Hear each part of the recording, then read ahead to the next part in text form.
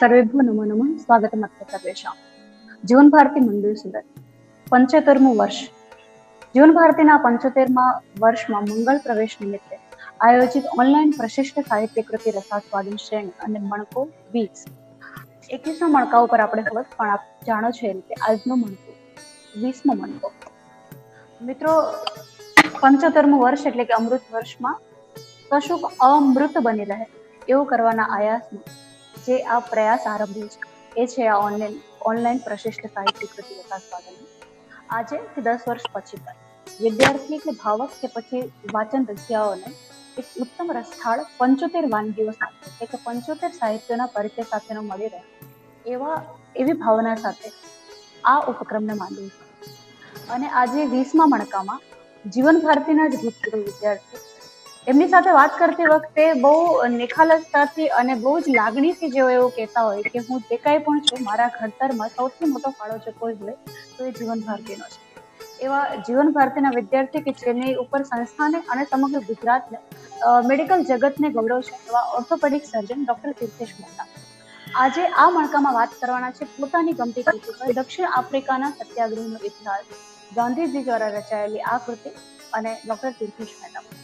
તીર્થેશભાઈના વ્યક્તિત્વનો હું વધારે પરિચય આપને આપું એમાં મને લાગે છે કે હું કંઈ પણ કહીશ એના કરતા જે લોકો એમને ઓળખે છે તેઓ મારા કરતા વધુ પરિચય એમનો ધરાવે છે અને જે નથી ઓળખતા જેઓ આજે પહેલી વાર એમને સાંભળવાના છે એ પોતે 40-45 મિનિટમાં એમના વ્યક્તિત્વનો એમની વાતની શૈલીનો અને એમની રજૂઆત શૈલીનો અનેકવિધ ભૂમિકા અનેકવિધ ખૂણાઓથી પરિચય માણી શકે. તેઓ એવું પણ કહે છે કે હું તો ભૂલથી મેં એમને પૂછ્યું એકવાર કે આટલું બધું વાંચો કેવી રીતે છો અને ક્યારે વંચાય છે. અને કોઈ વ્યક્તિ ઓર્થોપેડિક સર્જન હોય ચલો એમને એક ઇતિહાસમાં રસ હોય તો પણ તમને તો તમારા વિશે તો એવી ખબર છે કે તમને વ્યાકરણમાં પણ એટલો જ રસ પડે છે. અને એમણે કહ્યું કારણ કે સાચી વાત એ છે કે હું ભૂલથી ઓર્થોપેડિક સર્જન બન્યો છું. આ એમની નિખાલસ કબૂલાત છે અને એ પણ એટલા માટે કારણ કે ત્યારે આર્થિક ઉપાર્જનની જરૂરિયાત હતી અને ટેલેન્ટ અને શક્યતાઓ બંનેનો જ્યારે સમન્વય થઈ ગયો તો હું આમાં આવી ગયો. પણ હકીકતમાં તો મને સંસ્કૃતમાં રસ હતો. એ ઉર્દુ સાહિત્ય હોય કે પછી કવિતા હોય કે વ્યાકરણ હોય કે પછી ઇતિહાસ કે પછી ગાંધીજી વિશે તો એ કલાકો સુધી મહિનાઓ સુધી વર્ષો સુધી વાત કરી શકે એટલું બધું એમનું એમાં ચિંતન હોય.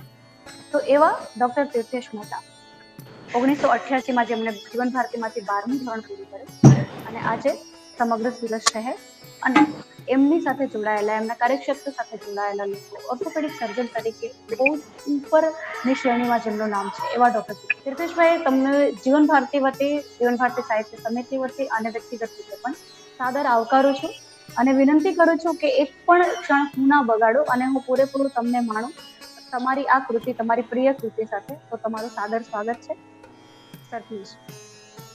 Thank you very much. સૌથી પહેલા તો મારા ડૉક્ટર મિત્ર કેતનભાઈ છેલત સાહેબનો આભાર માનું છું. દીકરી રશ્મિનો આભાર માનું છું એણે આટલી સારી રીતે મારી ઓળખાણ તમારી સમક્ષ આપી. સીધો આપણે પુસ્તક ઉપર આવીએ. પુસ્તકનું ટાઇટલ છે દક્ષિણ આફ્રિકાના સત્યાગ્રહનો ઇતિહાસ. લેખક ગાંધીજી પોતે. શા માટે આ પુસ્તક સિલેક્ટ કર્યું? પહેલો જે મુદ્દો આવે મગજમાં તે આ એકચ્યુઅલી બહુ નાનપણમાં જ્યારે રામાયણ વાંચેલું ને ત્યારે પણ મારા મગજમાં રામના 2 કૃત્યો, 2 એમની જે એક્શન હતી તે કંઈ જસ્ટિફાઈ નહીં થઈ, મારા ગળે નહીં ઉતરી. એક તો એ કે એમણે વાલીને છુપાઈને માર્યો અને બીજું એ કે એમણે કોઈ તદ્દન વાહિયાત માનસિક સ્થિતિ ધરાવતા કોઈ ફાલતુ માણસની ગોસિપ લેવલની વાત સાંભળી અને પોતાના ધર્મપત્ની સીતા માતા જ્યારે ગર્ભવતી હતા ત્યારે એમનો ત્યાગ કર્યો. કોઈ ગમે તેટલું એને જસ્ટિફાઈ કરે પણ એ મારા મગજમાં આજે બી નથી ઉતરતું. આવી જ રીતે ગાંધી બાપુ માટે પણ મને 7 થી 8 બહુ ગંભીર વાંધા હતા જ્યારે મેં ઘણા નાનપણમાં એમની બધી બેઝિક બધું વાંચ્યું. તે આપણી ટેક્સ્ટ બુકમાં હોય તો બધું આપણે બધાએ વાંચ્યું જ હોય પણ એ સિવાય પણ જે બધું વાંચ્યું એટલે થોડી ક્યુરિયોસિટી થઈ કે આજે કંઈક અમુક એમની પર્સનાલિટીના અમુક પાસા એવા છે કે જે કંઈ સમજી નથી શકાતા. કંઈક એનો કંઈ પર્સનાલિટીમાં કઈ રીતે આવ્યા, ક્યાંથી આ બધું જન્મ્યું. તો એનો જ્યારે મેં સ્ટડી કર્યો ત્યારે આ જે પુસ્તક છે દક્ષિણ આફ્રિકાના સત્યાગ્રહનો ઇતિહાસ, એ કોઈ કારણોસર આઉટ ઓફ પ્રિન્ટ હતું. એટલે મેં બધું આજુબાજુનું બધું વાંચ્યું. એમાં એક મેકિંગ ઓફ ધ મહાત્મા કરીને સારી બુક હતી, નાની એવી ચોપડી પણ સારી હતી. એના પરથી એક મૂવી પણ બન્યું છે, making of the Mahatma title છે, એ જોવા જેવું છે. હવે જે પેરિફરલ લિટરેચર વાંચ્યું, જે સેકન્ડરી સોર્સિસનું લિટરેચર વાંચ્યું, તે એટલું સંતોષકારક એટલા માટે ન લાગ્યું કે એમાં ગાંધીજીની નકરી સ્તુતિ હતી, એ સિવાય કશું. તે વખતે એક પુસ્તક મેળામાં ચોપડી મળી ને પછી આ એક એવી ઓથેન્ટિક બુક છે કે જેમાં 1893-94 થી લઈને 1914 સુધીનો ઇતિહાસ ગાંધીજી પોતે જ રેકોર્ડ કરે છે. એટલે આ પ્રાઇમરી સોર્સ. અને આમાં હું જે શોધતો હતો એમાંના 3 થી 4 મહત્વના મુદ્દા મને મળ્યા એમની પર્સનાલિટી વિશે. જ્યારે મેં આ ચોપડી વાંચી પહેલી વખત ત્યારે એક જગ્યાએ ગાંધીજી પોતે જ લખે છે, બહુ સરસ લખાણ છે. ગાંધીજીની આ એક પિક્યુલારિટી છે જે વિદ્યાર્થીઓ છે એ વિદ્યાર્થીઓને માટે ખાસ, કે ગાંધીજી છે ને ખૂબ નાના વાક્ય બનાવતા અને સચોટ વાક્ય હોય, બહુ વધારે એમાં કોઈ જેને કહેવાય કે કલિષ્ટ વાક્ય રચના ન હોય, સરળ વાક્ય. એમણે પોતે આમાં લખ્યું છે કે આ પુસ્તક લખવાનો હેતુ લખવાના ખાતર તો છે જ નહીં, આ પુસ્તક લખવાનો હેતુ લખવાના ખાતર તો છે જ નહીં. દક્ષિણ આફ્રિકાના ઇતિહાસનું એક પ્રકરણ પ્રજાની આગળ મૂકવું એ પણ એનો હેતુ નથી. પણ જે વસ્તુને સારું હું જીવું છું, જીવવા ઈચ્છું છું, અને જેને સારું એટલે જ દરજ્જે મરવાને પણ તૈયાર છું એમ હું માનું છું, એ વસ્તુ કેમ ઉત્પન્ન થઈ, તેની પહેલી સામુદાયિક અજમાયશ કેમ કરવામાં આવી, આ બધું પ્રજા જાણે, સમજે, પસંદ કરે, એટલું પોતાની શક્તિ હોય એ પ્રમાણે અમલમાં મૂકે, એ એનો હેતુ છે. એટલે આનાથી વધારે કોઈ પ્રસ્તાવના જેવું કંઈ હોઈ જ ના શકે. આમાં ગાંધીજી એક જ વાક્યની અંદર, એક જ નાના ફકરાની અંદર લગભગ બધું જ કહી દે છે. હું આ પુસ્તક વિશે તમારી સાથે બહુ ડિટેલમાં જાઉં એ પહેલા આનું જે પ્રસ્તાવના છે એમાં એક સરસ વાક્ય છે. વાક્ય સરસ એટલા માટે છે કે એની સાથે એક હાસ્યાસ્પદ, હસવું આવે એવો, હાસ્યાસ્પદ તો નહીં પણ હાસ્ય પ્રેરક પ્રસંગ જોડાયેલો છે ગાંધીજીના જીવનમાં. પ્રસ્તાવનામાં લખે છે કે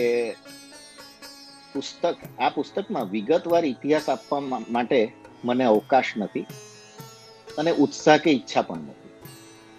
ચાલુ લડાઈમાં મદદરૂપ થઈ શકે અને નવરાશવાળા સાહિત્ય વિલાસીના હાથથી એ ઇતિહાસ વિગતવાર લખાય તો તેના કાર્યમાં મારો પ્રયત્ન સુકામરૂપ થઈ પડે એ આશય છે. આમાં મને સૌથી વધારે ગમ્યું નવરાશવાળા સાહિત્ય વિલાસીના હાથથી. એટલે ગાંધીજી થોડુંક આમાં જે સાહિત્ય સર્જન કરે, ઇતિહાસ લખે, એના માટે થોડુંક ડિરોગેટરી સ્ટેટમેન્ટ કરે. મને મજા એટલા માટે આવી કારણ કે એક વખત મહાદેવભાઈ દેસાઈ, કદાચ તમને બધાને પરિચય હશે, મહાદેવભાઈ દેસાઈ એમના સેક્રેટરી જેવા હતા, પર્સનલ આસિસ્ટન્ટ, પીએ જેવા હતા. એ એક વખત ઉમર ખૈયામની રૂબાઈઓ વાંચતા હતા. ગાંધીજીએ પૂછ્યું, મહાદેવ શું કરે છે? તો કે હું ઉમર ખૈયામની રૂબાઈઓ વાંચું છું. ગાંધીજી કે એ પ્રેમીનો આલાપ તે કઈ વાંચવાની વસ્તુ છે? મહાદેવભાઈ તો બિચારા હક્કા બક્કા થઈ ગયા ને એમણે ચોપડી મૂકી દીધી. એમને જે લોકોએ બી ઉમર ખૈયામની રૂબાઈઓ વાંચી છે એ લોકોને ખબર હશે કે એ કોઈ પ્રેમીનો પ્રલાપ કે એ કઈ છે જ નહીં. એ તો એક ઉચ્ચ કક્ષાનું એક સાહિત્ય છે કે જેની અંદર તો એક નહીં ઘણા બધા આયામ છે. પણ ગાંધી બાપુના મગજમાં એમ કે જે વસ્તુ સ્વરાજ મેળવવામાં મદદ કરે એ સિવાયનું કંઈ પણ તમે કરો એ બધું વેસ્ટ ઓફ ટાઈમ. એ સમયની એ ડિમાન્ડ પણ હતી એટલે આપણે એ બાબતમાં એમને ક્રિટિસાઇઝ ના કરી શકીએ. પણ આ એમના સ્વભાવનો એક આડકતરો પરિચય છે. હવે હું આ આખા પુસ્તકનું એક બહુ જ ટૂંકમાં, આ પુસ્તક શેના વિશે છે એ હું તમને કહું, ત્યાર પછી આપણે એક પછી એક એના જે ઇમ્પોર્ટન્ટ આસ્પેક્ટ્સ છે એને આપણે સ્ટડી કરીએ. પુસ્તકની કથા વસ્તુ જે છે મૂળ તે બહુ સરળ છે. લગભગ આશરે 1885ની આજુબાજુમાં ત્યાં સાઉથ આફ્રિકાની અંદર જે આપણા હિન્દુસ્તાનીઓ વસતા હતા એ લોકો સાથે જાત જાતના અન્યાયો શરૂ થાય છે. અને લગભગ 1892 અથવા તો 1893ની અંદર ગાંધીજી પોતે આ બધું પરોક્ષ રીતે જાણે છે. પછી પોતે ત્યાં જાય છે અને પોતે ત્યાં જઈને આ બધું ફર્સ્ટ હેન્ડ એક્સપિરિયન્સ કરે છે. આખી વસ્તુનું રૂટ કોઝ, પ્રોબ્લેમ્સનું રૂટ કોઝ એ હતું કે સાઉથ આફ્રિકામાં બે સરકાર હતી, એક તો બ્રિટિશ અને બીજી ડચ, વલંદાજને કહેવાય. એ બંનેનો હેતુ ત્યાં સરકાર ચલાવવા પાછળ એ જ હતો કે મેક્સિમમ ત્યાંના જે નેચરલ રિસોર્સિસ હતા, ગોલ્ડ હતું, ડાયમંડ હતો, અને ત્યાં ખેતીને લાયક પુષ્કળ જમીન હતી, ત્યાંથી મેક્સિમમ બધો રિસોર્સિસ જે હોય એ બધાનો વાણોમાં ભરીને પોતપોતાના મધરલેન્ડની અંદર મોકલવા આ લોકોનો પર્પસ હતો. હવે ત્યાંની જે મૂળ પ્રજા હતી, હબસી પ્રજા, એ બહુ જ આળસુ અને આરામપ્રિય પ્રજા હતી. એ જરાય ઉદ્યમી નહીં હતી. એ એક વર્ષમાં 6 મહિનાથી વધારે તો કામ કરવા માટે હિસ્ટોરિકલી ટેવાયેલી. એટલે આ લોકો એ પ્રજાની સાથે સામ દામ દંડ ભેદ કંઈ બી કરે પણ એ પ્રજા એ લોકોનું કામ કરતી નહોતી. મજૂરીનું કામ, મૂળભૂત રીતે મજૂરીનું કામ. એટલે ત્યાંની સરકાર તે વખતના આપણા ભારતની અંદર જે વાઇસરોય હતા એનો સંપર્ક કરે છે અને એને એમ કહે છે કે ભાઈ તમે તમારે ત્યાંથી આ બધા મોકલો, મજૂરો મોકલો, ને એ મજૂરોને અમે લોકો અહીંયા એગ્રીમેન્ટથી રાખીએ, અને અમુક વર્ષ પૂરા થાય એટલે પછી એ લોકોનું એગ્રીમેન્ટ પૂરું થાય પછી એ લોકો સ્વતંત્ર, એ લોકોએ જે કરવું એ કરે. શરૂઆતમાં બધું થોડું ચાલે પણ છે. પછી શું થાય છે કે ત્યાં જે લોકોના એગ્રીમેન્ટ પૂરા થાય છે એ લોકો પછી ત્યાં વસી જાય છે હિન્દુસ્તાનીમાં.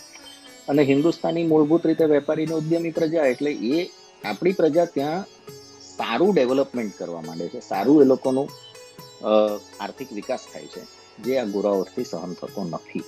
એટલે એ લોકો સ્ટેપ બાય સ્ટેપ શું કરે છે કે કાયદા એટલા ગંદા કરતા જાય કે જેથી આપણી પ્રજા ત્યાં ગુલામ જ રહે અને એ કોઈ પણ રીતે આર્થિક વિકાસ કરી શકે નહીં. આની સામે ગાંધીજી ત્યાં સત્યાગ્રહનું હથિયાર ઉગામે છે. સત્યાગ્રહ શબ્દ પહેલી વખત ગાંધીજી પ્રયોજે છે. સત્યાગ્રહ શબ્દ કઈ રીતે ઉદ્ભવે છે તેનું પણ આ પુસ્તકમાં વ્યવસ્થિત વર્ણન છે અને એમાં ઘણે બધે અંશે સફળ થવાનું. હવે આની અંદર ગાંધીજીનું પોતાનું ઘડતર થાય છે, જે પોતે પુસ્તકમાં નિખાલસ રૂપે બધું લખે છે. તે એ ઘડતર એ રીતે થાય છે કે ત્યાં સુધી લગભગ એ બેરિસ્ટર થાય છે ગાંધીજી, અને ત્યાં જાય છે ત્યાં સુધી એમનો કોઈ પબ્લિક લાઈફની અંદર કોઈ એમનો અનુભવ ડાયરેક્ટ કે ઇનડાયરેક્ટ હોતો નથી. ત્યાં ગયા પછી એમનો એ આખો જે વ્યક્તિત્વનું જે ઘડતર થાય છે, સત્યાગ્રહનો કોન્સેપ્ટ એમના પોતાની અંદર માત્ર થિયરિટિકલી નહીં પણ પ્રેક્ટિકલી અમલમાં મૂકીને આત્મસાત થાય છે. સત્યનું મહત્વ એ પોતે રિયલાઇઝ કરે છે, અહિંસાની તાકાત જાણે છે. આ બધું ત્યાં થાય છે. અને પછી ત્યાં જે બધું એમણે અનુભવ્યું, ત્યાં જે બધું એમણે મેળવ્યું, એનો નિચોડ એક રીતે અહીંયા ભારતમાં આવ્યા પછીની જે લડત છે તેમાં આપણે જોઈ શકીએ છીએ. એટલે આ મૂળભૂત રીતે એમનું આ પાયાનું ઘડતર ગાંધીજીનું સાઉથ આફ્રિકામાં થાય છે. હવે આપણે આટલી આઉટલાઈન સાથે આપણે આ પુસ્તકની અંદર એક પછી એક સ્ટેપ બાય સ્ટેપ આગળ જઈએ. મારો આમાં કોઈ આજે એવો કોઈ પ્રયત્ન નહીં રહે કે હું તમને આમાંથી દરેક પ્રકરણના ટૂંકસાર કહું અથવા તો દરેક પ્રકરણની અંદર શું શું મહત્વનું છે તેની આપણે ચર્ચા કરીએ. પણ હું તમને એ રીતે આ પુસ્તકમાં આગળ લઈ જાઉં છું કે જેના પરથી તમને ધીમે ધીમે ગાંધીજીનું પોતાનું ડેવલપમેન્ટ, એમના જે કોન્સેપ્ટ લાઈફમાં બન્યા તે, એ કોન્સેપ્ટ કઈ રીતે બન્યા તે, અને એ કોન્સેપ્ટ કેટલે અંશે લોજિકલ છે, કેટલે અંશે આપણને ગળે ઉતરે છે, એના વિશે આપણે વાતો કરીશું. સૌથી છેલ્લે હું 2 વસ્તુ રાખીશ અને તે છે સત્યાગ્રહ ઇટસેલ્ફ ઉપર, વોટ ઇઝ સત્યાગ્રહ એના ઉપર, અને ઓવરઓલ મારું પોતાનું જે આકલન ગાંધીજી માટે આ પુસ્તક વાંચ્યા પછી થયું તે. શરૂઆતમાં એક જગ્યાએ ગાંધીજીનું એક વાક્ય છે, હું વાંચીને સંભળાવું છું, સાંભળો તમે. એમાં એ જે કહેવા માંગે છે તે હું પછી તમને ટૂંકમાં પણ સમજાવું. હવે હું આમાંથી કોટ વાંચું છું. મારા કહેવાનો મેં મારા મનમાં ગમે તેવો અર્થ રાખેલો હોય છતાં તેની જે છાપ વાંચનાર અથવા સાંભળનારના મન ઉપર પડતી હોય તે જ અર્થમાં મેં મારું વચન કે લખાણ કહ્યું કે લખ્યું એમ મારે તેઓના પ્રત્યે કબૂલ રાખવું જોઈએ. આ સોનેરી નિયમનું પાલન આપણે વ્યવહારમાં ઘણી વખત નથી કરતા, તેથી જ ઘણી તકરારો થાય છે. અને સત્યને નામે અડધું સત્ય એટલે ખરું જોતા તો દોઢ અસત્ય ઉપયોગમાં લેવાય છે. સરળ ભાષામાં કહીએ તો હું તમને કંઈક કહેવા માંગુ છું, બરાબર. હું તમને એમ કહેવા માંગુ છું કે છગન સારી વ્યક્તિ છે. તમે એમ સમજો છો કે છગન સારી વ્યક્તિ છે, પણ તમે કોઈ બીજા જ છગનને સમજો છો કે ભાઈ કોઈ XYZ છગન સારી વ્યક્તિ છે. હું એમ કહું છું કે છગન મિસ્ટર ABC સારી વ્યક્તિ છે. તો હું જે બોલ્યો છું તે સાચું નથી, પણ તમે જે સમજ્યા છો તે સાચું છે. આવું ગાંધીજી કહેવા માંગે છે. આ વાક્ય લોની દ્રષ્ટિએ સાચું નથી, એ તો બહુ ક્લિયર જ વાત છે, પણ આ રીતે તો કદાચ હું કંઈ કન્વે જ નહીં કરી શકું. પ્રેક્ટિકલી સ્પીકિંગ, હું જે મીન કરવા માંગુ, હું જે કહેવા માંગુ છું તમને લોકોને, તે વસ્તુ તમને સમજાવવી બરાબર છે, મારી ડ્યુટી છે, પણ એ સમજવી એ સામેવાળાની બી ડ્યુટી. હવે જો સામેવાળો વ્યક્તિ કઈ ગેરસમજ કરે તો એની ગેરસમજ સાચી અને મારું કથન ખોટું. This is what Gandhiji says. અત્યારે હું આ વાક્યને વધારે ડિટેલમાં નથી જતો. આપણે આ વાક્યને હાસ્યમાં રાખીએ. અને પાછળથી હું એને જે બીજા પોઈન્ટ્સ છે તેની સાથે હું તમને એને કોઓર્ડિનેટ કરીશ, કે ત્યારે તમને ખ્યાલ આવશે કે આમાં હું શું કહેવા માંગુ છું. એક પ્રસંગ બને છે. હિન્દુસ્તાનીઓ ત્યાંના જે બ્રિટિશ પ્રેસિડેન્ટ હોય છે એની પાસે રિપ્રેઝન્ટેશન લઈને જાય છે કે ભાઈ તમે અમને બહુ અન્યાય કરો છો. તો તે વખતે પ્રેસિડેન્ટ શું હિન્દુસ્તાનીઓ સાથે વર્તન કરે છે સાંભળો તમે. મરહુમ પ્રેસિડેન્ટે હિન્દુસ્તાનીઓને ઘરમાં દાખલ પણ ન કર્યા. ઘરના આંગણામાં તેઓને ઊભા રાખ્યા, તેઓનું થોડું ઘણું સાંભળ્યું ન સાંભળ્યું કર્યું, પછી તેઓને કહ્યું તમે તો ઇસ્માઇલની ઓલાદ છો, એટલે તમે ઈસોની ઓલાદની ગુલામી કરવા માટે જ જન્મેલા છો. અમે ઈસોની ઓલાદ ગણાઈએ, તેથી તમને એક સરખા હક તો મળી જ ન શકે. અમે તમને જે આપીએ તેથી તમારે સંતોષ માનવો જોઈએ. આ પ્રેસિડેન્ટના શબ્દો. આમાં દ્વેષ કે રોષ હતો એમ આપણાથી નહીં કહી શકાય. ગાંધીજી કહે છે આ શબ્દોમાં દ્વેષ કે રોષ હતો એમ આપણાથી નહીં કહી શકાય. પ્રેસિડેન્ટ ક્રુગરની કેળવણી જેવા પ્રકારની હતી કે બચપણથી જ બાઇબલના જૂના કરારમાં કહેલી વાતો તેને શીખવવામાં આવી અને તેણે તે માની. અને જે માણસ જેવું માનતો હોય એવું જ નિખાલસ દિલથી કહે તો એમાં દોષ કઈ રીતે કાઢી શકાય? વસ્તુ સમજો. અહીંયા ગાંધીજી એક બહુ મહત્વનું એમના લાઈફનું એક વેલ્યુ સિસ્ટમનો પાર્ટ છે એ અહીંયા આવે છે. આ પુસ્તકનું મહત્વ હવે તમને સમજાશે. પ્રેસિડેન્ટ કંઈક બોલે છે કે જે તદ્દન જ કોઈ પણ રીતે એ યોગ્ય નથી. કોઈ પણ રીતે ન તો એ તાર્કિક રીતે યોગ્ય છે, ન તો એ મોરલી યોગ્ય છે, કોઈ જ રીતે યોગ્ય નથી. તદ્દન એને એરોગન્ટ વાત કરી, તદ્દન વહિયત વાત કરી. ગાંધીજી એને ડિફેન્ડ કરે છે. શું કહે છે કે ભાઈ એની કેળવણી જ બચપણથી એવી હતી એટલે એવું બોલે, તેમાં એનો વાંક ન થઈ શકે. જો આ જ કાયદો આપણે બધે લાગુ કરીએ તો, જો આ જ કાયદો હું કોઈક એક આદિવાસી જાત માટે લાગુ કરું કે ભાઈ આદિવાસી જાત છે અને એને તો જન્મથી જે કાચા માણસને મારીને એનું માંસ ખાવાનો એ તો એ શીખેલો છે, એ અત્યારની પરિસ્થિતિમાં પણ એ તો એવું કરશે, આપણાથી એને કઈ કહી નહીં શકાય. કોઈ ચોર લૂંટારો પીંઢારો છે એ તો જન્મથી ભાઈ એ તો ચોરી ને લૂંટફાટ જ શીખેલો છે. એનું કેળવણી જેવી છે, તો એ ચોરી લૂંટફાટ કરે તો એને આપણાથી કઈ કહી નહીં શકાય.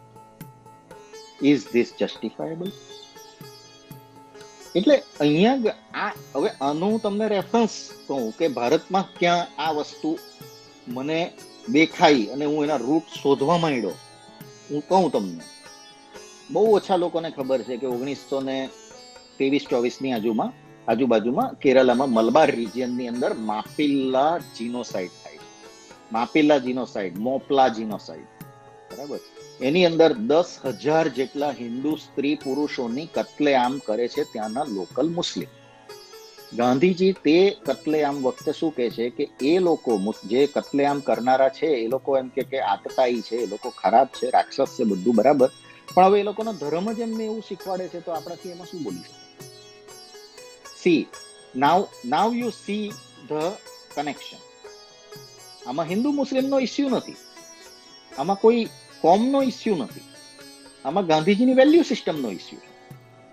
આમાં ખરેખર જેને કહી શકાય કે આ જ વસ્તુ તમે દરેક જગ્યાએ લાગુ કરો ને, તો પછી તમે આ પ્રેસિડેન્ટને આ રીતે ડિફેન્ડ કરો છો તો તમે દરેક જણને ડિફેન્ડ કરો, પણ એવું નથી પાછું. એટલે અહીંયાથી આપણે આ પુસ્તકમાં ડૂબકી મારી એવું કહી શકાય.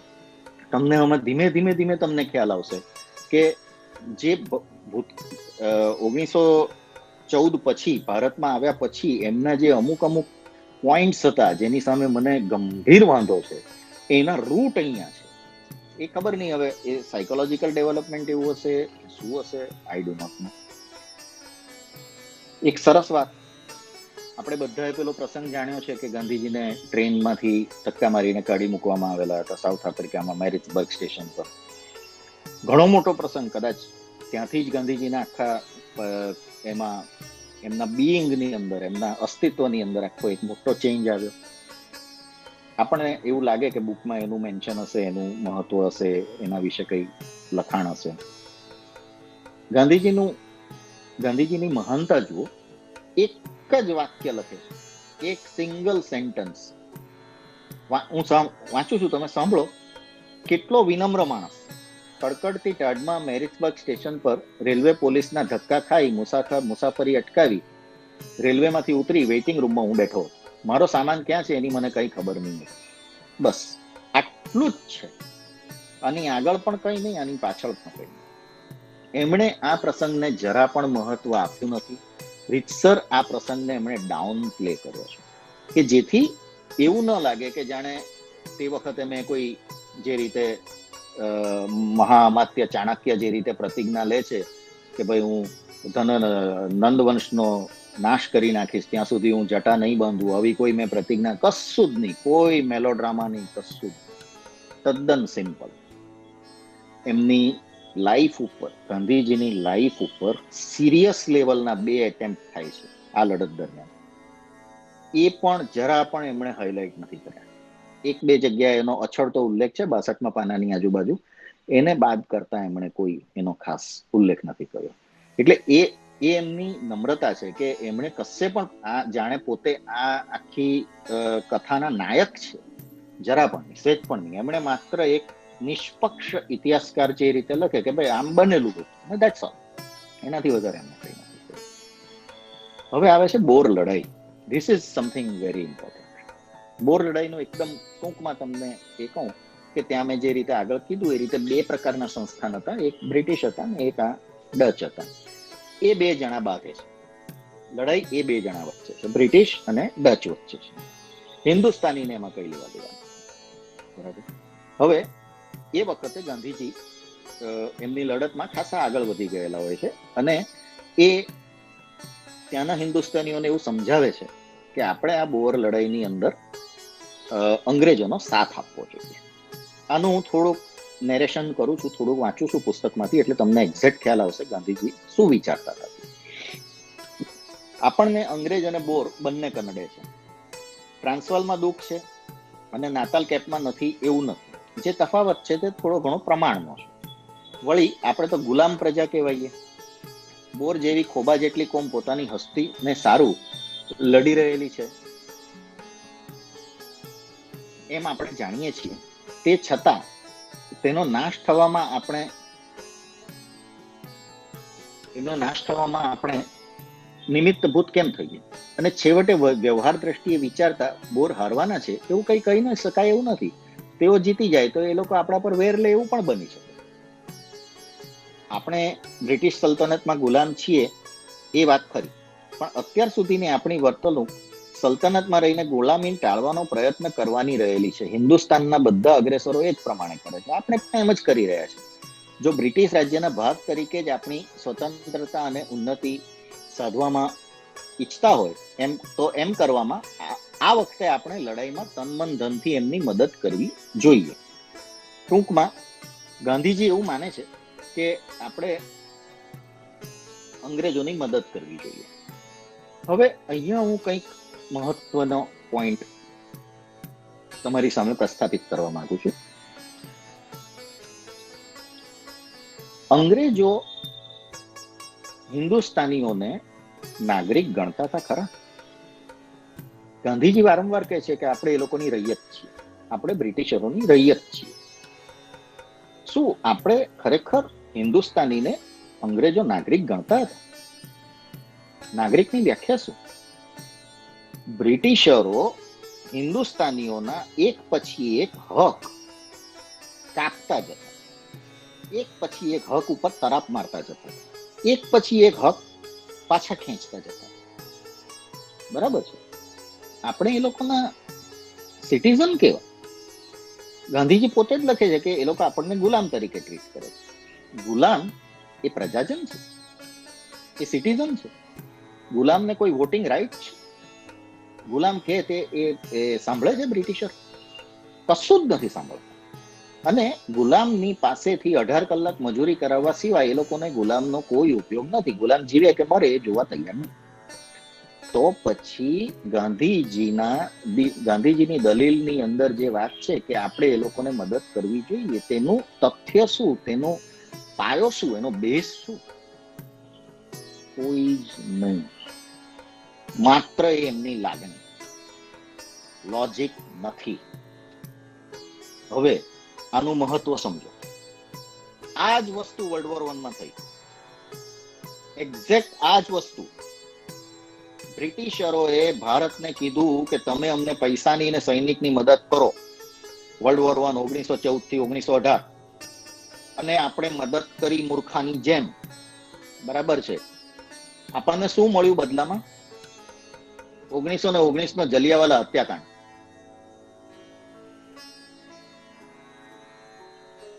એક મૂર્ખાઈ કરી બોરમાં, બીજી મૂર્ખાઈ કરી વર્લ્ડ વોર 2 માં, ત્રીજી મૂર્ખાઈ કરી વર્લ્ડ વોર 2 માં, બીજી મૂર્ખાઈ કરી વર્લ્ડ વોર 1 માં, ત્રીજી કરી વર્લ્ડ વોર 2 માં, 1939 ની અંદર, વર્લ્ડ વોર 2 ની અંદર. ખબર છે આપણા ભારતના કેટલા સૈનિક ત્યાં total including everything total 25 lakh સૈનિક ત્યાં લડ્યા છે વર્લ્ડ વોર 2 માં, બેગાની શાદી મેં અબ્દુલ્લા દીવાન. એ વખતે પણ ગાંધીજીએ કોંગ્રેસ સહિત બધાએ અંગ્રેજોને સમર્થન કર્યું હતું. આપણને શું મળ્યું બદલામાં?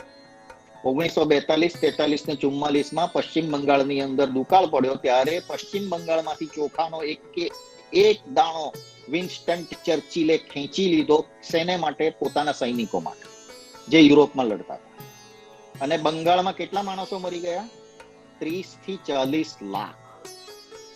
હિટલરે માર્યા પેલા એમાં કોન્સન્ટ્રેશન કેમ્પમાં 60 લાખ યહૂદી, અને વિન્સ્ટન ચર્ચિલે માર્યા ભારત દેશની અંદર 30 થી 40 લાખ હિન્દુસ્તાન. હિટલર વિશે કેટલા પિક્ચરો બન્યા, કેટલું સાહિત્ય લખાયું. હિટલરને એ લોકોએ એટલો બદનામ કર્યો કે આવતા 1000 વર્ષ સુધી કોઈ એને હિટલરને ભૂલી નહીં શકે કે ભાઈ એ ખરાબ માણસ હતો. વિન્સ્ટન ચર્ચિલ માટે કોઈએ એક સ્ટેટમેન્ટ પણ આપ્યું? કોંગ્રેસમાંથી કોઈએ સ્ટેટમેન્ટ આપ્યું કે આ તમારી ભૂલ હતી? વર્લ્ડ વોર 2 માં શા માટે તમે અંગ્રેજોની મદદ કરી? શું લોજિક હતું? અને તમને શું મળ્યું બદલામાં? તમને બોર લડાઈમાં કઈ નહીં મળ્યું. આ બોર લડાઈની અંદર દક્ષિણ આફ્રિકાની અંદર આખી લડાઈ પૂરી થાય ત્યાર પછી શું કહે છે પેલા લોકો, અંગ્રેજો, ગાંધીજીને અને એના હિન્દુસ્તાની મિત્રોને કે અમે તમને એક પ્રશસ્તિ પત્ર આપીએ છીએ, we are thankful to you. અને બરાબર એના મહિના પછી પાછો જે કાયદો અમલમાં હતો એ જ કાયદો અમલમાં આવે છે, અને બેફામ અત્યાચાર પાછા હિન્દુઓ પર ચાલુ થઈ, હિન્દુસ્તાનીઓ પર ચાલુ થઈ જાય છે. આ બોર લડાઈનું પરિણામ. આ ગાંધીજીની જે થિયરી હતી કે આપણે એ લોકોને મદદ કરવી જોઈએ, મદદ કરી એનું આ પરિણામ. વર્લ્ડ વોર 1 ની અંદર મદદ કરી એનું પરિણામ જલિયાવાલા બાગ. વર્લ્ડ વોર 2 માં મદદ કરી એનું પરિણામ પશ્ચિમ બંગાળની અંદર 30 થી 40 લાખ હિન્દુસ્તાનીઓના મૃત્યુ થાય છે તે. આ વસ્તુ બહુ જ ઓછા ઇતિહાસના ટીચરો પણ છોકરાઓને ભણાવે છે, કારણ કે આખી વસ્તુને દબાવી દેવામાં આવી છે. તમે જોશો હિસ્ટ્રીની અંદર મોપીલા જીનોસાઇડને દબાવી દેવામાં આવ્યું છે. બરાબર, હિસ્ટ્રીની અંદર ચર્ચિલે જે આ નરસંહાર કર્યો વેસ્ટ બેંગાલની અંદર, એને આખો દબાવી દેવામાં આવ્યો છે. કેમ? કારણ કે હિસ્ટ્રી લખનારના વેસ્ટેડ ઇન્ટરેસ્ટ છે. આપણે એમાં નહીં જઈએ અત્યારે, આપણે આ પુસ્તક પર ધ્યાન આપીએ. પણ this is a Himalayan blunder. હવે આપણે આગળ વધીએ. બોરની લડાઈ પૂરી થાય છે, કોઈ જાતનો એમાં કશો જ કોઈ પ્રકારનો બેનિફિટ થતો નથી એ લોકોને બ્રિટિશરોને મદદ કરવાનો.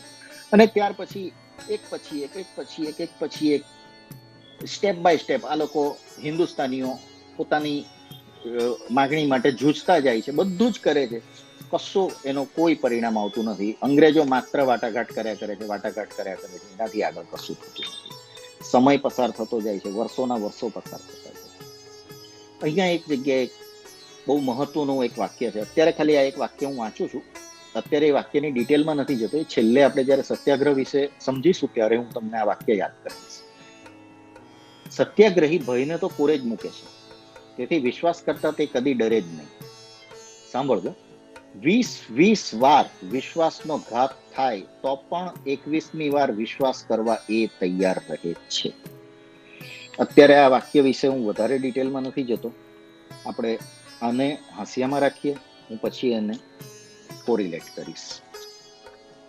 જનરલ સ્મટ્સ કરીને એક, જેને શું કહેવાય કે કેરેક્ટર છે, કે જે આખાની અંદર જેવી રીતે ભારતની અંદર જુદા જુદા વાઇસરોય હતા, એવી રીતે સાઉથ આફ્રિકામાં જનરલ સ્મટ્સ લગભગ 1907 થી લઈને 1914 સુધી એ જ સતત સત્તામાં હોય છે. પછી બી એ જ રહે છે, 1925 સુધી એ સત્તામાં રહે છે. એ એક સંપૂર્ણપણે જેને કહે ને લોમડીની કક્ષાનો માણસ હતો. એ એકદમ લુચ્ચું શિયાળ, અને દરેક વાક્ય દ્વિઅર્થી બોલે. પોતાની દરેક વાતની અંદર ઘણીવાર તો દ્વિઅર્થી શું ત્રિઅર્થી વાક્ય હોય, અને દરેક વાતમાં એ ફરી જ જાય. ગાંધીજીને એમના સાથીદારોને પ્રોમિસ આપે, ફરી જાય, પ્રોમિસ આપે, ફરી જાય. આની અંદર પુસ્તકની અંદર એક આખા પાનામાં જનરલ સ્મટ્સનો ગાંધીજી બચાવ કરે છે. કે જનરલ સ્મટ્સ એમ કે ભલે એમ કે માણસ એમ કે બહુ લુચ્ચો હતો, પણ એમના જ શબ્દોમાં આપણે સાંભળીએ. વાસ્તવિક રીતે એમ કે કદાચ એમના કૃત્યો કદાચ ઈરાદાપૂર્વક વિશ્વાસઘાત કરવાના ન હોય એવું બને. અને જ્યાં કોઈ ઘાતનો ઈરાદો નથી ત્યાં વિશ્વાસનો ભંગ કેવી રીતે માની શકાય? મતલબ કે જનરલ સ્મટ્સ કોઈ ઘાત કરતા જ નહીં. This is a very serious problem. જ્યારે તમે રિયાલિટીને આંખમાં આંખ મેળવીને જોશો નહીં ત્યારે પ્રોબ્લેમ જ થાય. કોઈ માણસ નઠારો છે તો તમારા મનમાં એ વ્યાખ્યાયિત થવું જરૂરી છે કે એ માણસ નઠારો છે. મોહમ્મદ અલી ઝીણા માટે ગાંધીજી 1945 સુધી એવું કહેતા રહ્યા કે હી ઇઝ અ થરો જેન્ટલમેન. અરે વોટ નોનસેન્સ! આજે એના ઇન્ટેન્શન, મોહમ્મદ અલી ઝીણાએ પોતાના ઇન્ટેન્શન છુપાવેલા નહોતા. એણે પહેલેથી કીધેલું હતું કે મારો ઇન્ટેન્શન જ એ છે કે દેશ મારો અલગ કરવો છે, જે ધર્મના આધાર પર અલગ કરવો છે, અને મારે એ દેશના કાયદે આઝમ બનવું છે. આ તો એના ઓપન હતા, આમાં કાં સિક્રેટ કાં છે? હવે જો આ એના ઇન્ટેન્શન હોય ને ગાંધીજી જો એને ડિફેન્ડ કર્યા કરતા હોય તો પેલો માણસ તો ચગી જ જાય ને. આજે 1935 ની અંદર લગભગ 35 કે 36માં જ્યારે એ પ્રિવી કાઉન્સિલના ઇલેક્શન થાય છે ઇન્ડિયામાં, ત્યારે મુસ્લિમ લીગ સંપૂર્ણપણે હારી જાય. એના 4-5 વર્ષમાં એ લોકો એટલો બધો મુસ્લિમ લીગના અમુક તત્વો એટલો બધો ઝેરી પ્રચાર કરે છે કે એ પ્રચારને લીધે મુસ્લિમ લીગ 3-4 વર્ષ પછી મુસ્લિમ મેજોરિટીના બધા જ એરિયાની અંદર જીતી જાય. તે વખતે સરદાર પટેલ કહે છે બાપુને કે બાપુ આ માણસ તો બધું ભડકાવે છે, આ માણસ બહુ મોટો પ્રોબ્લેમ ક્રિએટ કરશે. ગાંધીજી કહે છે ના, એ તો જેન્ટલમેન. જો તમે કોઈનો દોષ ન જુઓ, બરાબર છે, એ કદાચ સંતનું નિશાન હોઈ શકે, પણ એ રાજનીતિજ્ઞનું નિશાન નથી. રાજનીતિ જુદી વસ્તુ છે અને સંતપણું જુદી વસ્તુ. તમે કદાચ સંત છો, કબૂલ, આપણે સન્માન આપીએ છીએ, પણ રાજનીતિને એને શું સંબંધ? જો તમે સ્મટ્સને જ નઠારો કહેવા તૈયાર નથી, તમે મોહમ્મદ અલી ઝીણાને કઈ રીતે નઠારો કહેશો? તો તમે ચર્ચિલને કઈ રીતે નઠારો કહેશો? ચર્ચિલે આપણો ચોખ્ખો ખેંચી ગયો બંગાળમાંથી ને બંગાળમાં 30 થી 40 લાખ લોકો મરી ગયા. ગાંધીજી અનશન કર્યું. ગાંધીજી અનશન એ કે ભાઈ તમે આ અહીંયાથી ચોખ્ખો ખેંચી નહીં જાઓ, તમે ખેંચી જશો તો અનશન કરું છું. કારણ કે એમના મનમાં એમ હતું કે ના ના ના ના, એ તો માણસ તો ભલો છે, એ તો આ બધું એને બહુ તકલીફ છે ત્યાં ખાવા પીવાની, એટલે અહીંથી ચોખ્ખો ત્યાં લઈ જાય. અરે પણ અહીંયા અમે બધા મરીએ છીએ તેનું શું? એટલે આ જગ્યા એવી આવે છે કે જ્યાં મારાથી કોઈ જસ્ટિફિકેશન નથી સમજી શકાતું ગાંધીજીના એટીટ્યુડનું. સ્મટ્સનો ડિફેન્સ કરવામાં બી હું કઈ એમનું જસ્ટિફિકેશન નથી સમજી શકતો કે એમણે સ્મટ્સનો ડિફેન્સ કેમ કર્યો. નઠારો છે તો છે નઠારો, એમાં આપણે શું કરીએ? આપણે લીધે તો નઠારો નથી. હવે એક સરસ વાત છે એમાં, ખાસ આજના રેફરન્સમાં, કે ટોલ્સ્ટોય ફાર્મમાં જ્યારે ગાંધીજી રહેતા હોય છે ત્યારે એ ટોલ્સ્ટોય ફાર્મ જોનિસબર્ગ થી 21 માઇલ એટલે આશરે લગભગ 35 થી 40 કિલોમીટર દૂર હોય છે. આવવા જવાનું કેવી રીતે? તે વખતે તો કઈ સગવડ ખાસ હતી નહીં, અને ટ્રેનના પૈસા બધા પાસે હતા. તો એવું કહે છે કે જેણે પોતાના મનોરંજન માટે જોનિસબર્ગ જવું હોય ટોલ્સ્ટોય ફાર્મના આશ્રમમાંથી, એને પગપાળા જવાનું, પાછા બી પગપાળા આવવાનું. અને તે વખતે એ લોકો એવું કરતા હતા.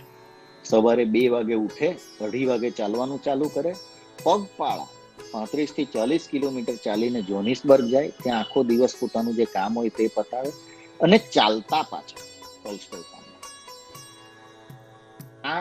આ તમે જુઓ કે ત્યાં આશરે ટોલ્સ્ટોય ફાર્મમાં એક સમય એવો હતો કે જ્યારે ઓછામાં ઓછા 16 માણસ રહી ગયેલા હતા, અને એક સમય એવો હતો કે જ્યારે ટોલ્સ્ટોય ફાર્મમાં 2000 થી વધારે માણસો. બરાબર. તો આટલા બધા મોટા સમુદાયના લોકો તે સમયમાં આટલું પગપાળા ચાલતા હતા, અને એને ગાંધીજી મોટિવેટ કરતા હતા કે હા કરો. એટલે ગાંધીજી પોતે કેટલું ચાલતા હશે એની વાત પણ આગળ આવે છે. એની વાત ખરેખર ઇન્ટરેસ્ટિંગ છે. આપણે એના ઉપર જઈએ. આપણે એ પહેલા જે એક ઘટના છે, જે ઘટનાને માટે મેં આ પુસ્તકને ખાસ આજે સિલેક્ટ કર્યું. આજ મને માનો કે કોઈ કહે કે તું આ પુસ્તકમાંથી એક જ ઘટના કાઢ ને એના પર જ બોલ, તો હું ખાલી આ એક જ ઘટના કાઢું ને એના પર જ બોલું. આમાં હું જેટલા બી આપણા અત્યારે શ્રોતાઓ છે બધાને રિક્વેસ્ટ કરું છું કે તમારું ફૂલ એટેન્શન રાખજો. This is something significant. સાંભળજો. હું જાણીને આખો લાંબો કોટ છે પણ હું વાંચું છું કે જેથી કોઈને એમ ન લાગે કે હું મારા ખિસ્સાનું કઈ ઉમેરું છું. ટોલ્સ્ટોય ફાર્મમાં છે ને બધા નાના એટલે યુવાન બાળકો સાથે રહેતા હતા. 15, 16, 17, 18 વર્ષના સ્ત્રીઓ, દીકરીઓ અને દીકરાઓ બધા ભેગા રહેતા હતા. સ્વાભાવિક રીતે એમાં થોડા ઘણા જેને શું કહેવાય કે એડોલેસન્સ એજના જે પ્રોબ્લેમ્સ હોય એ બધા આવી શકે, એના ઉપર આવે છે. એક દિવસ આશ્રમમાં જે 2 બાળાઓ રહેતી હતી, ખૂબ સુંદર હતી બંને. એ બાળાઓએ અથવા તો કોઈ બાળકે મને ખબર આપી કે એક જુવાનિયાએ આ 2 બાળાઓની મશ્કરી કરી. હું ધ્રુજ્યો, મેં તપાસ કરી, વાત ખરી હતી. જુવાનિયાને સમજાવ્યું, પણ એટલેથી બસ ન હતું. એના પર મારી સમજાવટની ખાસ કોઈ અસર થઈ નહીં. બંને બાળાઓના શરીર ઉપર મેં એવું ચિહ્ન ઈચ્છ્યું કે જેથી દરેક યુવક સમજી શકે અને જાણે કે આ બાળાઓ પર કુદ્રષ્ટિ કરાય જ નહીં. બાળાઓના શરીર પર એવું ચિહ્ન ઈચ્છ્યું ગાંધીજીએ. બાળાઓ પણ સમજે કે પોતાની પવિત્રતા ઉપર કોઈ હાથ નાખી જ ન શકે. સીતાને વિકારી રાવણ સ્પર્શ સરખો ન કરી શકે. રામ તો દૂર હતા. એવું કયું ચિહ્ન હું બાળાઓને આપું કે જેથી તેઓ પોતાને સુરક્ષિત સમજે અને બીજા તેમને જોઈને નિર્વિકાર રહે. રાત જાગ્યો, આખી રાત હું જાગ્યો. સવારમાં બાળાઓને વિનવી, તેઓને ભડકાવ્યા વિના સમજાવીને સૂચવ્યું કે તેઓ પોતાના સુંદર લાંબા વાળ કાપી નાખવાની મને રજા આપે. આ વાક્ય હું પાછું વાંચું છું. તેઓને ભડકાવ્યા વિના સમજાવીને મેં સૂચવ્યું કે તેઓ પોતાના સુંદર લાંબા વાળ કાપી નાખવાની મને રજા આપે. મોટી સ્ત્રીઓને સમજાવી મૂકી હતી. એ લોકોને મારી સૂચના સહન તો ન થઈ, પણ એ લોકો મારો હેતુ સમજી શક્યા હતા અને કંઈ બોલ્યા નહીં. બંને છોકરીઓના વાળ ભવ્ય હતા. બંનેના વાળ પર ગાંધીજીએ પોતે કાતર ચલાવી. ને પછી વર્ગમાં આ કાર્યનું પૃથક્કરણ કરી બધાને મેં સમજાવ્યું. પરિણામ સુંદર આવ્યું. ફરી મેં મશ્કરીની વાત સાંભળી નહીં. એ બાળાઓએ કશું ખોયું જ નહીં. કેટલું મેળવ્યું હશે એ તો દૈવ જાણે. યુવકો આજે પણ આ પ્રસંગ યાદ કરતા હશે અને પોતાની દ્રષ્ટિને શુદ્ધ રાખતા હશે એમ હું આશા રાખું છું. હવે આ તો આખી વેલ્યુ સિસ્ટમનો સવાલ આવી ગયો. What is this? આ ગાંધીજીએ એક્ઝેક્ટલી શું કર્યું તમે સમજ્યા? કોઈ બે બાળાઓ સરસ હતી, સુંદર હતી, સુંદર વાળ હતા, એની કોઈક યુવકે મશ્કરી કરી. યુવકને સમજાવ્યો પણ એમને ખ્યાલ આવ્યો કે આ બંને યુવક પર કોઈ ખાસ અસર થઈ નહીં. તો એમણે શું રસ્તો અજમાવ્યો? બાળાને કુરૂપ કરી. વાત સમજો, ગુનેગારને સજા નથી થતી, ફરિયાદીને સજા થાય. જે ભોગ બને છે, જેનું શોષણ થાય છે, એને સજા થાય છે. આના તમે ઇમ્પ્લિકેશન્સ વિચારો, આના તમે દૂરગામી પરિણામ વિચારો. પેલા યુવક પર તો જે અસર થઈ હશે, નહીં થઈ હશે, જે બી હશે તે બરાબર. બાળાઓના મગજ પર શું અસર થઈ? બાળાઓએ શું મેસેજ ગ્રહણ કર્યો? એ જ નહીં કે અમારો વાંક હોય કે અમારો વાંક ન હોય, અમારા વાળ કપાઈ ગયા. આમાં તો એ લોકોના વાંકનો કોઈ સવાલ જ નહીં હતો. હવે તમે સિમિલિયારિટી જુઓ. મોહમ્મદ અલી જીણા સમજતો નથી, મોહમ્મદ અલી જીણા માનતો નથી, તો માનવાનું કોણે? કોંગ્રેસે. કેમ? એ સાંભળે છે, પેલો સાંભળતો નથી. મતલબમાં એમની વેલ્યુ, ગાંધી બાપુની વેલ્યુ સિસ્ટમ પ્રમાણે તમારે એ વ્યક્તિને સજા કરવી ઉચિત છે કે જે સજા સ્વીકારવા તૈયાર છે.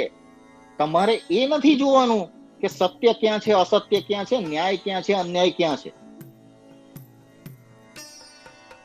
આ જયારે મેં પુસ્તક પહેલી વાર વાંચ્યું ને, ત્યારે આ પ્રસંગ વાંચ્યા પછી મને કઈ સમજ જ નહીં પડી. આખો પ્રસંગ મેં બીજી વખત વાંચ્યો કે આ મેં બરાબર વાંચ્યું, આ ખરેખર ગાંધીજી આવું કરેલું.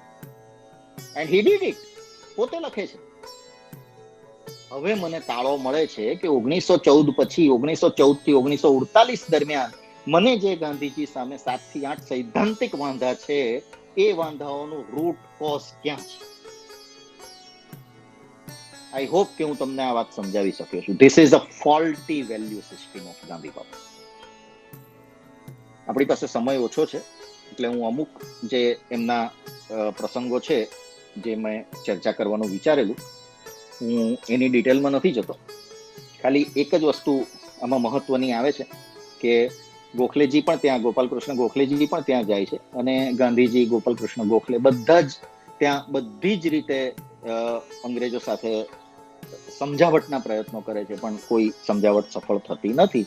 અને અંતે એક જેને સત્યાગ્રહ ના શસ્ત્રથી એ લોકો એક મોટી કૂચનું આયોજન કરે છે, અને ત્યારે પછી એ ત્યાંની સરકારને એવો ખ્યાલ આવે છે કે આ મેનેજ નહીં થઈ શકે, આપણાથી 5-6 હજાર હિન્દુસ્તાનીઓને કેદ કરીને એ લોકોને આપણાથી મેનેજ કરવા શક્ય નથી. સમયની જો મોકળાશ હોતે તો હું આની વધારે ડિટેલમાં જતે, અત્યારે હું એની ડિટેલમાં જતો નથી. પુસ્તકની ચર્ચા હું અહીંયા સમાપ્ત કરું છું. હવે આપણે જે મારે મહત્વની વાતો જે તમને તમારી સાથે શેર કરવાની છે, હું એના પર આવું છું. That is Satyagraha itself. આખા પુસ્તકની અંદર સત્યાગ્રહને લગતા ઘણા બધા પેરેગ્રાફ્સ, ઘણા બધા પેજીસ છે કે જે ખરેખર સોનાની ખાણ જેવા છે, અને જેને એમાં ઊંડો રસ હોય એને ખાસ ભલામણ કે આખું આ પુસ્તક ધ્યાનપૂર્વક વાંચે. મારા અત્યાર સુધીની ચર્ચા પરથી કદાચ ઘણાને એવું લાગ્યું હોય કે હું ગાંધીજીનું ક્રિટિસિઝમ કરું છું. યસ, હું ગાંધીજીનું ક્રિટિસિઝમ કરું છું, એમાં કોઈ ડિબેટ જ નથી. પરંતુ એ ક્રિટિસિઝમ મારું માત્ર જે રીતે રામના 2 કૃત્ય મને નથી સમજાયા, એ રીતે ગાંધીજીના મને અમુક જ કોન્સેપ્ટ નથી સમજાયા, એટલા પૂરતું સીમિત છે. એને બાદ કરતા ફૂલ કોન્શિયસનેસ સાથે આ વાત હું તમને કહી રહ્યો છું અત્યારે કે 100 ઉચ્ચ કોટીના સંત 100 જેટલું કામ કરે ને એક જીવનમાં, એટલું કામ ગાંધી બાપુએ પોતે એકલાએ એક જીવનમાં કરી બતાવ્યું છે. એમની ક્વોલિટીઝ એવી છે કે જે એક એક ક્વોલિટી ઉપર આપણે 1-1 કલાક સુધી છણાવટ કરી શકીએ. નંબર 1, એ કોઈ દિવસ પણ કદી પણ અનુયાયી પાસેથી એવી અપેક્ષા નહોતા રાખતા કે અનુયાયી પહેલી ગોળી ખાય. હંમેશા મોખરે પોતે રહેતા. પહેલી ગોળી એમણે પોતાની છાતી પર ઝીલવાની તૈયારી રાખી અને લાઠીઓ ખાધી. પહેલી લાઠી એમણે પોતાના પર રાખી. સૌથી પહેલું જેલમાં પોતે ગયા. This is number 1. નંબર 2, એમણે એ શીખવાડ્યું કે ફૂલ ટ્રાન્સપરન્સી, ઓનેસ્ટી સાથે રાજકારણ થઈ શકે, કે જે વિચ ઇઝ અનહર્ડ ઓફ. આવું કોઈ દિવસ આપણે સાંભળ્યું જ નથી. અભૂતપૂર્વ, અનપ્રેસિડેન્ટ. ત્રીજી વસ્તુ, અસ્પૃશ્યતા નિવારણમાં એમનો જે ફાળો છે એને માટે આખું ભારત એમનું આજે નહીં કાયમ માટે ઋણી રહેશે. નંબર 4, એમણે પોતે જે જાહેર જીવનની અંદર ટ્રાન્સપરન્સીનું જે એક આખું એક ચારિત્ર્ય ઊભું કર્યું, એ ચારિત્ર્યએ એક આખી જનરેશનને ટ્રાન્સપરન્ટ બનાવી દીધું. સામાન્ય કોઈ ઇમ્પેક્ટ નહોતો, અદ્ભુત ઇમ્પેક્ટ હતો. ખ્યાલ આવ્યો? એટલે ગાંધીજીની જે પોઝિટિવ સાઈડ છે એને માટે તો કદાચ જેને કહેવાય ને કે એક અઠવાડિયું બી ઓછું પડે. એટલે એમાં એમને બીમિન કરવાનો મતલબ નથી, પણ મારો મતલબ એ છે કે જે જગ્યાએ પ્રોબ્લેમ્સ છે એ જગ્યાએ પ્રોબ્લેમ ન જોવા એ કોઈ વિઝડમ નથી. સત્યાગ્રહ વિશે હું એક ટૂંકમાં ટિપ્પણી કરીને હું મારી વાત પૂરી કરી દઈશ. સત્યાગ્રહ છે ને બહુ અમુક જ સિચ્યુએશનમાં સક્સેસ જાય. તમે સમજો, જ્હોન પોલ સાર્ત્રેએ કીધેલું ગાંધીજી માટે કે Gandhiji was Gandhiji because of Britishers. સમજો વાત. સત્યાગ્રહ ક્યારે છે? સત્યનો આગ્રહ ક્યારે? કે જ્યારે સામેવાળો માણસ રિસેપ્ટિવ હોય, સમજુ હોય, ડેમોક્રેસીમાં ની વેલ્યુઝમાં એ શ્રદ્ધા ધરાવતો હોય, રૂલ ઓફ ધ લોમાં બિલીવ કરતો હોય, ત્યારે સત્યાગ્રહ છે અને એની કઈ વેલ્યુ છે. પણ 4 કન્ડિશન એવી છે કે જેમાં સત્યાગ્રહની કોઈ વેલ્યુ નથી. સત્યાગ્રહ એ બુઠ્ઠું હથિયાર છે, અથવા તો હથિયાર છે જ નહીં એમ કહો તો ચાલે. પહેલો પોઈન્ટ, જ્યારે બંને પાર્ટી સાચી હોય, બંને પક્ષ સાચા હોય. જો બંને પક્ષ સાચા હોય તો શું કરે? બંને સામસામે સત્યાગ્રહ કરે. ઉદાહરણ આપું, ઇઝરાયલ એન્ડ પેલેસ્ટાઇન કોન્ફ્લિક્ટ. બંને પક્ષ સાચા. પેલેસ્ટાઇન વાળા સત્યાગ્રહ કરે તો ઇઝરાયલ વાળા માની શકે એમ નથી. ઇઝરાયલ વાળા સત્યાગ્રહ કરે તો પેલેસ્ટાઇન વાળા માની શકે એમ નથી. શું કરવું? So satyagraha is not something which is practicable when both the parties are correct. Number 2, જ્યારે તમારો દુશ્મન, તમારો ઓપોનન્ટ એ રાક્ષસ છે, હિટલર. હવે હિટલર સામે જો યહૂદી પ્રજા સત્યાગ્રહ કરે તો હિટલર શું કે? હા ચોક્કસ, ભૂખે મરો, મારે તો તમને ગેસ ચેમ્બરમાં મારવાના જ છે. તમારે ગેસ ચેમ્બરમાં નથી મરવું, તમારે ઉપવાસ કરીને મરવું છે, મોસ્ટ વેલકમ, મને કઈ ફરક નથી પડતો. તમે હિટલર પાસે જઈને કહો કે અમે 5 લાખ યહૂદીઓ અમારા પ્રાણ ત્યાગવા તૈયાર છે, પેલો કહેશે હા લાવો, મારે તો જોઈએ જ છે. એટલે આવા કેટલા બધા ઉદાહરણો છે. એક ઉદાહરણ નથી, આવા અસંખ્ય ઉદાહરણ છે કે જેની અંદર સામેવાળી વ્યક્તિ એટલી બધી આતતાઈ છે, એટલી બધી ક્રૂર છે, એટલી બધી જેને શું કહે લોહી તરસી છે કે એને કઈ ફરક જ નથી પડતો. તમે સત્યાગ્રહ કરો નહીં કરો, એના પેટનું પાણી નથી હલતું. એને તો તમને મારી નાખવાના છે. એ તમને મારી નાખવા માટે એનો હેતુ છે. મારી નાખવાના છે કોઈ રીતે, તમે ઉપવાસ કરીને મરો, એને શું ફરક પડે? સો ધીસ ઇઝ સેકન્ડ, કે જ્યાં સત્યાગ્રહ કામ નથી કરતા. Third, when there is great anarchy, ભયાનક અરાજકતા હોય, ત્યાં સત્યાગ્રહ કામ નથી કરતા. દાખલા તરીકે સેકન્ડ વર્લ્ડ વોર ની અંદર 1944-45 નો આજુબાજુનો સમય, કોઈ પણ એટલી બધી એનાર્કી હતી કે ત્યાં તમે કોઈ સત્તા હોય તો એની સામે તમે સત્યાગ્રહ કરો. તમે કોઈ સત્તા છે જ નહીં તો તમે સત્યાગ્રહ કોની સામે કરો? એ જ રીતે ભારત પાકિસ્તાનના ભાગલા વખતે તમે સત્યાગ્રહ કરો, પણ કોની સામે કરો? અંગ્રેજ તો ચાલ્યા ગયા, બે દેશના તો હજુ ઠેકાણા નથી. તમે આખી પ્રજાને સમજાવવાની ટ્રાય કરો છો. એ પ્રજાની અંદર કોઈ એક એવું કોઈક બળ હોવું જોઈએ કે જે બળ આખી પ્રજાને કંટ્રોલ કરતું. ગાંધીજીએ ઉપવાસ કર્યા, સત્યાગ્રહ કર્યો, પણ એ ફેલ કેમ ગયા? કારણ કે એનાથી કશો ફરક નહીં પડ્યો. 10 લાખ લોકો તો મરી જ ગયા. એટલે જ્યારે અરાજકતા હોય ત્યારે સત્યાગ્રહ કામ નથી કરતું. ચોથો પોઈન્ટ, કે જ્યારે સામેવાળાનો મોટિવ ગ્રીડનો હોય, ચાઇનાને આપણી જમીન જોઈએ છે તો તમે તે વખતે સત્યાગ્રહથી એને અટકાવી નહીં શકો. તમે એમ કહેશો હા જરૂર લઈ લે જમીન, ચાલો અમારે લડવું નથી, તો એ જમીન લઈને કહેશે ચલો હવે બીજી જમીન બી આપો, ચલાવી. એટલે એ સમયમાં, અને એમાં શું થાય, કોન્ફ્લિક્ટ ક્યાં આવે કે સત્યાગ્રહ માટે જો તમે ટેવાવ છો તો તમે શસ્ત્ર ઉપાડવા માટે ટેવાયેલા રહેતા નથી. ચાઇના સામે એક્ઝેક્ટલી આવું જ થયું. 1962 ની અંદર નહેરુ એક બાજુ એમ કહેતો હતો કે આપણે ધીમે ધીમે ધીમે કરીને આપણી આર્મીને આપણે ડિસબેન્ડ કરી દઈએ, આર્મીને વિખેરી નાખીએ. આ બાજુ પર ચાઇનાએ આપણા પર હુમલો કર્યો ને આપણે બહુ ભૂંડી રીતે હારી ગયા, કારણ કે આપણે સત્યાગ્રહની વાતો કરતા રહ્યા અને પેલી બાજુ શસ્ત્રો ઉપાડ્યા. એટલે આ સિચ્યુએશનની અંદર તો તમે કોઈ રીતે સત્યાગ્રહના સહારે તો તમે જીતી શકો એવો કોઈ શક્યતા, સામેવાળાનો તો મોટિવ જુદો છે ને, એનો તો ગ્રીડ છે, એ તો લઈ લેશે બધું, તમે જેમ જેમ આપતા જશો એને લેતો જશે. એટલે એ સિચ્યુએશનમાં તો પછી જે આની ભગવદ્ ગીતામાં જે ભગવાન કૃષ્ણ કહે છે ને કે હત્વા વા પ્રાપ્સ્યસી સ્વર્ગમ જીત્વા વા ભોક્ષ્યસે મહિમ તસ્માત ઉત્તિષ્ઠ કૌંતેય યુદ્ધાય કૃત નિશ્ચય. એ સિચ્યુએશનમાં તો તમારે કોઈ પ્રશ્ન જ ઉભો નથી થતો, તમારે સત્યાગ્રહને કોરોણે મૂકીને હથિયાર ઉપાડવા જ પડે. સમયની અહીંયા સમાપ્તિ થાય છે. આપણે ધારીએ તો ઘણી આની આપણે આગળ ચર્ચા કરી શકીએ, પરંતુ ગાંધીજીને સન્માનપૂર્વક વંદન સાથે પણ હું અંતમાં એટલું જ કહીશ, સોરી બાપુ, તમારી અમુક વાતો સાથે હું સંમત નથી થઈ શકતો. Honest disagreement. Thank you very much for listening. Thank you so much sir. આટલી સહજતાથી અને આટલી સ્પષ્ટતાથી, આટલી પ્રામાણિકતાથી આ વાત પર ને અહીંયા પણ કહેવા માટે, અને જે તમે માનો છો એને માટે પૂરા તાર્કિક વિશ્લેષણ સાથે એ વાતને મૂકવા માટે. આ પુસ્તક જે લોકોને અત્યાર સુધી ઇતિહાસ પોતાનો વિષય જ નથી એવું પણ લાગતું હશે, તેઓ પણ જ્યારે એપિસોડ જોશે અથવા તો લાઈવમાં જેટલા મિત્રો જોડાયા છે, પાછળથી ખૂબ બધા લોકો જોતા હોય છે સમયની અનુકૂળતાને કારણે, અને જે રીતે પણ જોઈ શકાય, અને ખૂબ જ સારા પ્રતિભાવો અમને એના માટે સાંભળે છે. તો એ લોકોને, જે વિદ્યાર્થીઓ છે એમને પણ આ વિષય પણ હવે પોતાનો અને પોતાની નજીકનો લાગશે.